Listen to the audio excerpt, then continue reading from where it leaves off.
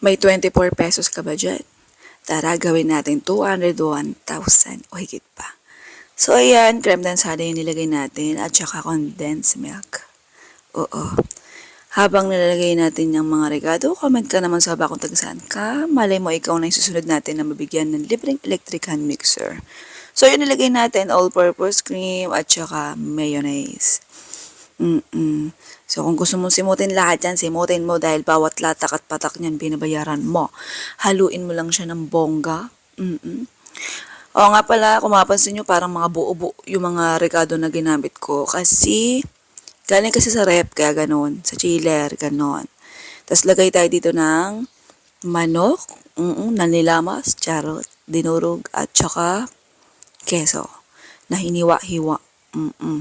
Tapos, sa pagkakataon na to, dapat dyan mo ibuhos lahat-lahat ng lakas mo hanggang magkaroon ka ng muscle. Dahil hindi mo pwedeng haluin ng bongga pag nalagay mo na yung macaroni. Charot lang sa magkamaroon ng muscle, ha? Oo. Full cocktail lang nilagay ko. Pero, I suggest, mas okay talaga gamitin ang mga prutas na hiniwa-hiwa kung gusto mong madama ang lahat ng prutas. Kasi dito, pag fruit cocktail ginamit mo, hindi siya mix ng prutas eh. Parang papaya tsaka pinya lang eh. Oo. So, ayan, ito yung macaroni natin. Hindi yan hilaw-ha, luto yung ginamit natin. So, ang pinakita ko lang dito sa inyo, luto na. Paro ka naman ng magluto ng macaroni, alam mo na yan. Oo, basta pakaulo ka lang tubig, lagay mo yung macaroni. Pero bago mo ilagay, dapat lagay mo ng tubig at mantika, yung tubig na pinapakulo mo. Tsaka mo lagay macaroni. Ganun lutuin yung macaroni. Sa cups natin, ayan, lagay ko na lang yung link kung saan mabibili sa baba. Oo, meron sa screen nakalagay na link. Tingnan mo na lang kung sa YouTube at TikTok ka nakatingin. Oo, nanonood. Sa paglagay sa container, ikaw nang bahala, basta punuin mo. Apaw. Oo, sa bawat serving sa to, apaw. Dapat lahat apaw ha.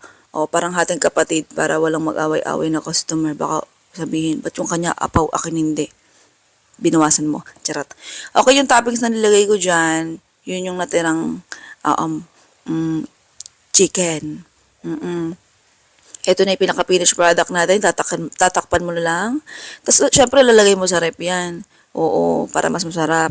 Pero yung iba kasi, pag bawal sa malamig, pwede mo na kainin yan direkta. Pero kung gusto mong malamig, dahil dessert ite, ilagay mo sa rep. Kung gusto mo ilagay sa freezer, pwede. Kung gusto mo ilagay sa chiller, pwede naman. Mga 3 days tinatagal pag sa chiller.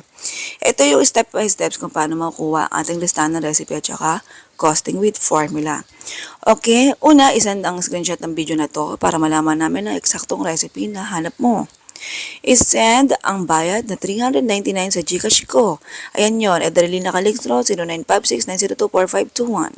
Pangatlo, isend ang screenshot ng proof of payment. Sunod nun, itayin mo na lang yung confirmation ng bayad mo. Panglima, intayin ang recipe and costing link na isasend ko sa iyo. Pagtapos ng confirmation ng bayad mo. Okay? Good luck and more blessings and more benta sa business mo. At para nga pala sa mga makukuros at magtatanong at maninibago, bakit yung recipe at costing natin alam mo na, bakit may bayad na 399 pesos? Siyempre, tao lang tayo. Kailangan natin ng hanap buhay. So, itong mga recipe ko ay sarili ko. Hindi ko ginaya kung kanino. Okay, sarili ko lang talaga. So, kung gusto mong itry, ayan, malaya kang magdesisyon kung gusto mong bumili ng recipe ko at costing with formula yun. Oo, meron siyang study na ibibigay ko sa iyo. Nandun na kung paano mo makukuha ang costing. Kaya kung di ka marunong mag-costing o mag-compute sa negosyo mong tinatayo para hindi ka malugi, costing ang sagot. So, eto na. Ikaw nang bahalang mag-design. Decide ha, decide. Sige na, love you.